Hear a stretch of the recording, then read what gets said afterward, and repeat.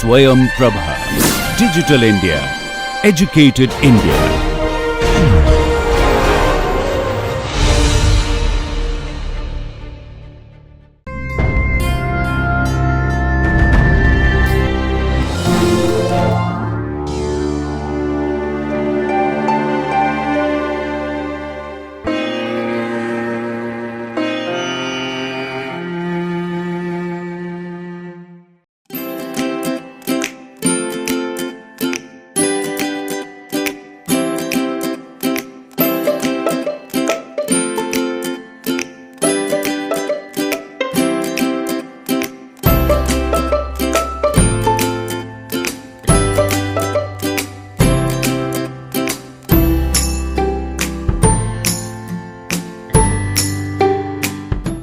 Welcome to my course Non-Metallic Materials, and this is module number 11, corrosion and degradation of non-metallic materials, and this is lecture number 56 in continuation to the earlier lecture on corrosion. Here in this particular lecture we will consider oxidation, corrosion of ceramic materials, degradation of polymers including swelling and dissolution, bond ruptures and weathering. So, first I will introduce the mechanism of oxidation, then scale type, it forms on the metal surface, then the kinetics of oxidation, and then finally different types of degradation behavior of polymeric materials. So, oxidation it protects the metal surface from being corroded. So, in the last lecture I have described the corrosion of this metallic material that basically involve electrochemical reactions that takes place in an aqueous solution. Now, in case of the oxidation of metal or alloys, it is possible in air, where eventually it happens at elevated temperature.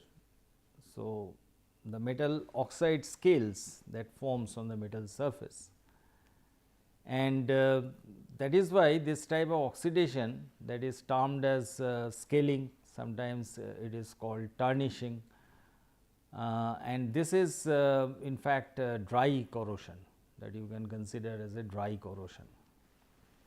So, what is happening?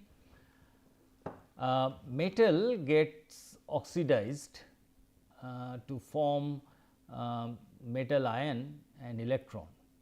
So, the formation of the metal ion at the metal scale interface, that is shown in this figure. So, this is the metal and the scale is forming, which is denoted by this yellow marked region.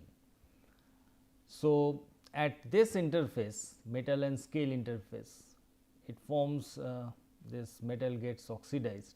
So, you have metal ion and you have electron, that is also generated here.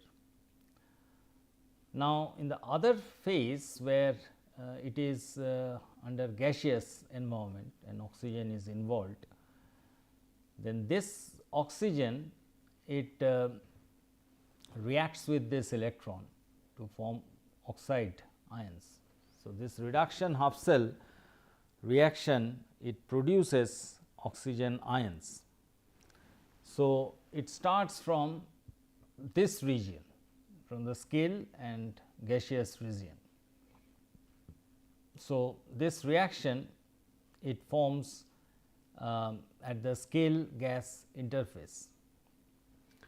Now, to increase the scale thickness, what is required? Electrons must be conducted to the scale gas interface. So, scale gas interface is here. So, electron must be conducted from here to here. Metal ions also must diffuse away from the metal scale interface. So, it is also will diffuse from here to here. then only this scale will grow. So, metal will get oxidized. So, oxide scales that serves both as electrolyte, because oxygen ions they are supposed to diffuse in, and also conductor of electrons. So, scale protects the metal because this metal oxide is basically insulating. So, there is a kinetic involved here, it acts like a electrolyte interface, and this is not that conducting, it is not conducive for electron movement, and it is not also very conducive for oxygen ion movement unless the driving force is high, unless the temperature is high. So, there is a limitation, it forms a limited thickness of the scale, but eventually it protects the metal surface. So, if I consider the kinetics of this oxide formation, so this is basically is non-porous and adheres to the metal surface, and the rate of the growth is controlled by, as I said, ionic diffusion of oxygen. So, usually a parabolic relationship exists between the weight gain per unit area, which is defined as W, and time. So, the relation is W square. So, this is the weight gain due to oxide formation is equal to, this one is a constant K 1 and K 2 is also a constant and T is the time. So, this K 1 and K 2 are time independent constant at a particular temperature. So, the oxidation of iron, copper, cobalt, etc., follow this kind of parabolic dependence. In the oxidation of metals for which the scale is not dense, but if it is porous or it flakes off from the metal surface, there it is found that this rate is linear. So, the rate is linear. So, the W is equal to K 3 into T. So, K 3 is a constant. So, oxygen is always available for the reaction to take place, because in that case it need not to go through the metallic film, it is porous in nature. So, it always can reach the unprotected metal surface, because this does not act as a reaction barrier. So, in case of highly electropositive material like sodium, potassium, tantalum oxide, so they follow this kind of linear relationship. For very thin oxide layer, when the thickness is less than 100 nanometer, then a logarithmic equation is usually followed. So, W is a constant K 4 log K 5 T plus K 6. So, these K's are constant, and it is observed for aluminum, iron, copper at nearly ambient temperature. This is actually observed.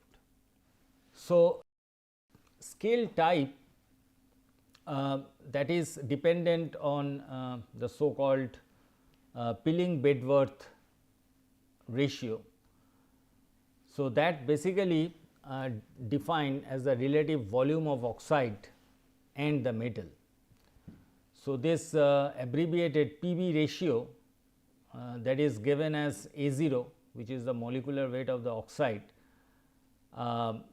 into the density of the metal divided by atomic weight of the metal and the density of the oxide. So, it is nothing but this is the volumetric ratio of oxide and metal. So, now usually it is found that when this Pilling Bedworth ratio is less than 1, then oxide film tends to be porous. Of course, it is not fully covered, and this is unprotective because insufficient coverage on the metal surface. When this PV ratio is greater than 2 to 3, then oxide coating basically cracks and flakes off, exposing the metal surface. So, that is also not very useful.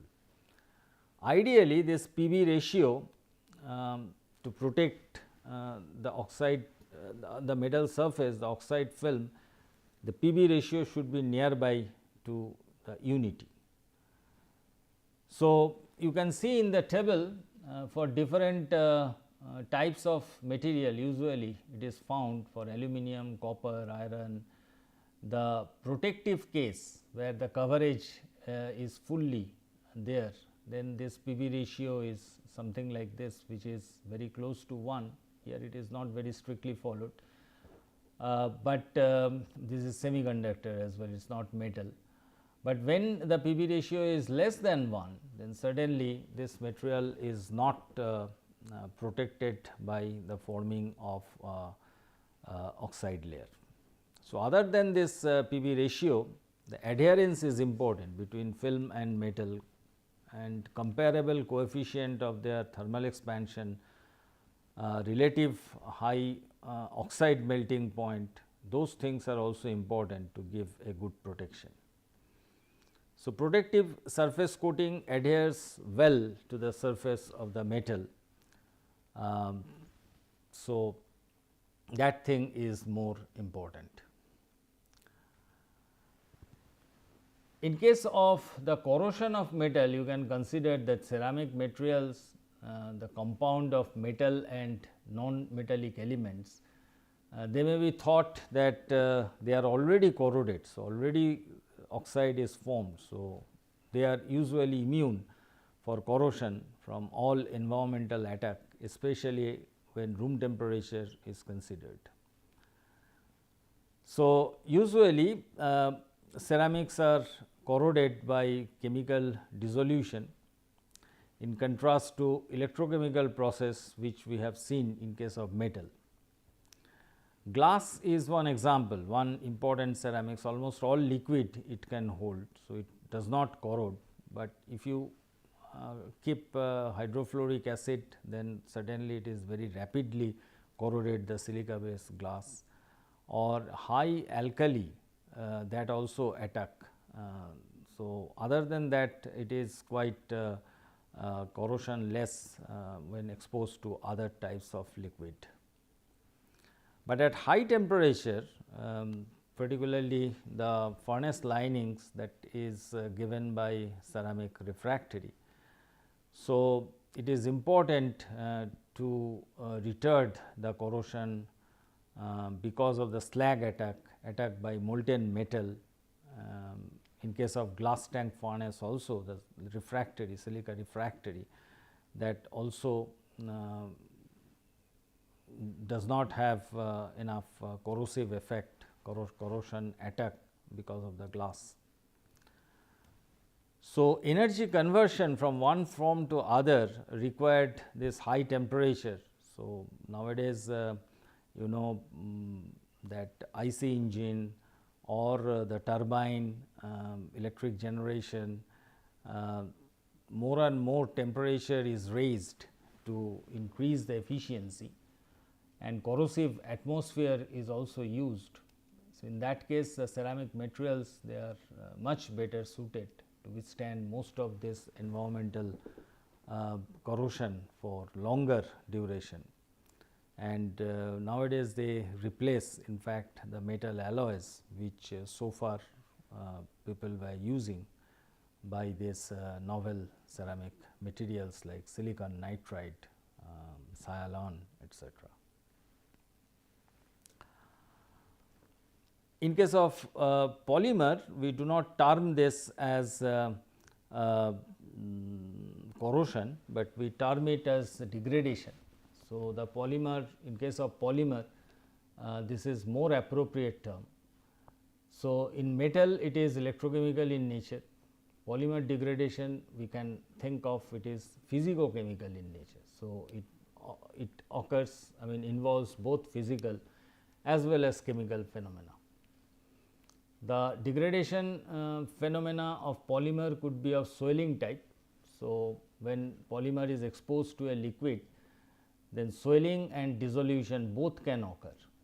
So, when swelling occurs, the liquid solute diffuse into the polymer and occupy the position among the polymer molecules. So, they are macromolecules. So, they are forced apart and the specimen start to swell. And when it swells, the chain separation reduces, secondary intermolecular bonding forces, and polymer becomes softer and it becomes also more ductile. So, the liquid, certain liquid also lowers the glass transition temperature below the ambient temperature. So, stronger polymer becomes rubbery and weak. Dissolution actually occurs when the polymer is completely soluble. So, swelling continues and it turns to be soluble. So, greater the similarity of the chemical structure between the solvent and the polymer, more likely it will swell or dissolution will take place.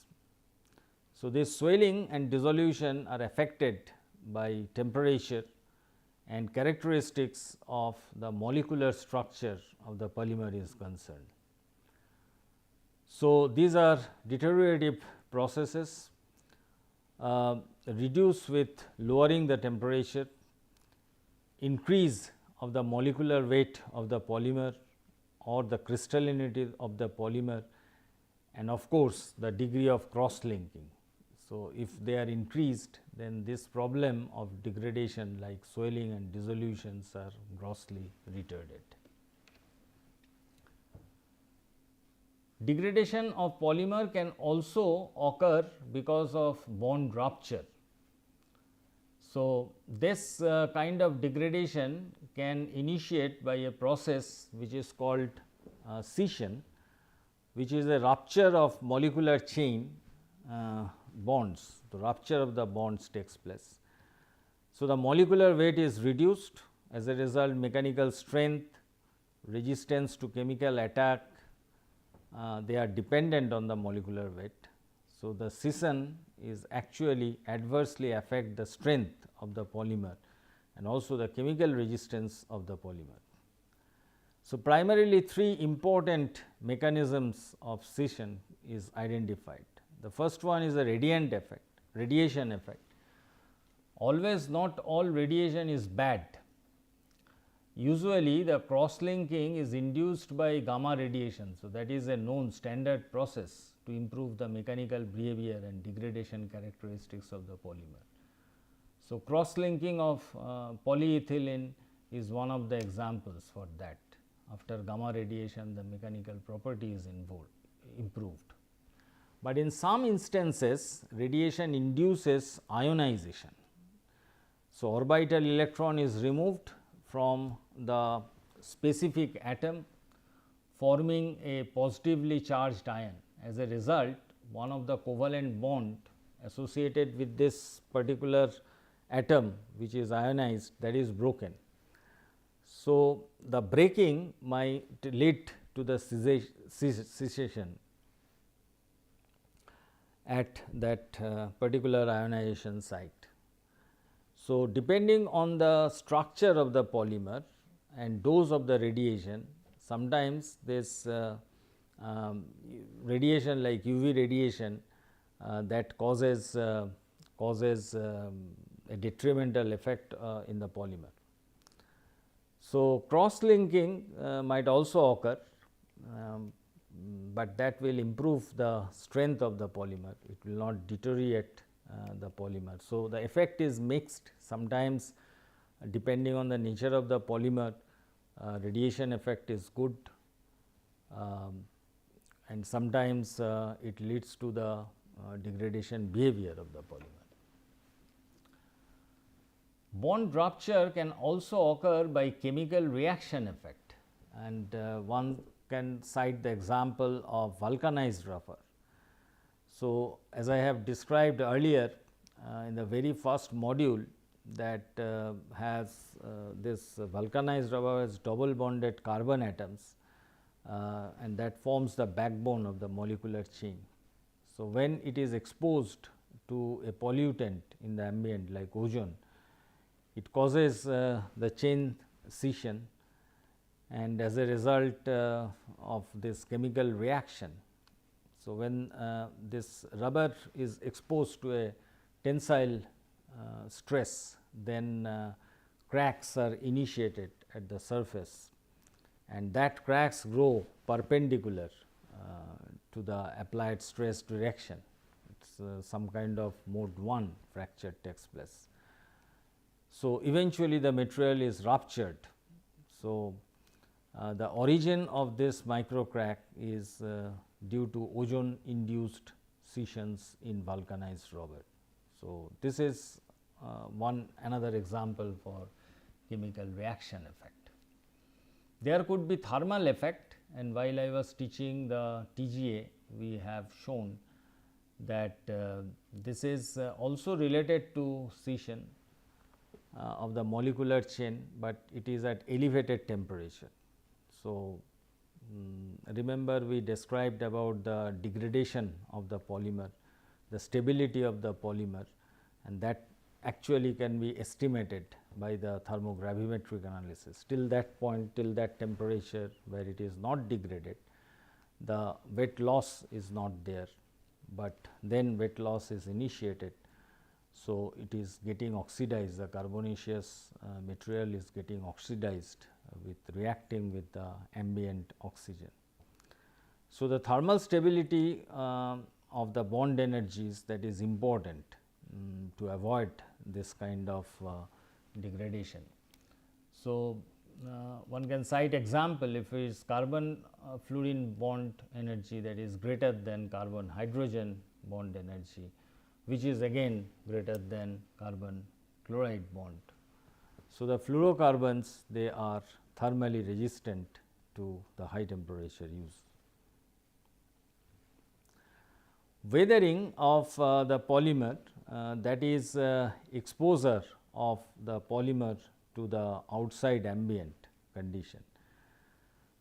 So, in outside ambient condition, polymer also degrades, and this is called weathering. A combination of different types of process might be involved in the weathering. Oxidation, that may be initiated by UV radiation of sun, and nylon and cellulose, they are susceptible to water absorption, and which also deteriorates the hardness and stiffness of the polymer. Fluorocarbons, again they are resistive to this kind of degradation, and polyvinyl chloride and polystyrene, they are susceptible to weathering on the other hand. So, this kind of chambers are commercially available, which will actually you can test in the accelerated condition the weathering effect. So, UV radiation, different doses can be generated there inside the chamber, and raining is also possible. Sometimes something equivalent to sun rays at elevated temperature is possible. So, this is good for accelerated test of the polymer degradation. So, this part of the lecture, this is as a study material, you can use the book by Callister, the same chapter, chapter number 17, corrosion and degradation of material. And apart from that, the book by M.G. Fontana, corrosion engineering, 3rd edition, and also the book by D.A. Jones, they are helpful. So, in this particular lecture, we talked about the oxidation of metal, which acts as a protective layer coating on the metal surface to impede the corrosion. Then a mechanism of the oxide scale formation, scale type in terms of Pilling Bedworth ratio, that is introduced. Then kinetics of scale formation, different types of weight gain versus time relation that is introduced. Then corrosion of ceramics, that is briefly introduced, although ceramics at room temperature they are not corroded, they are already corroded if you consider it is a metal non-metallic compound. Then sudden degradation of polymer including swelling and dissolution, bond rupture, they have been introduced, and finally weathering of polymer they are described. Thank you for your attention.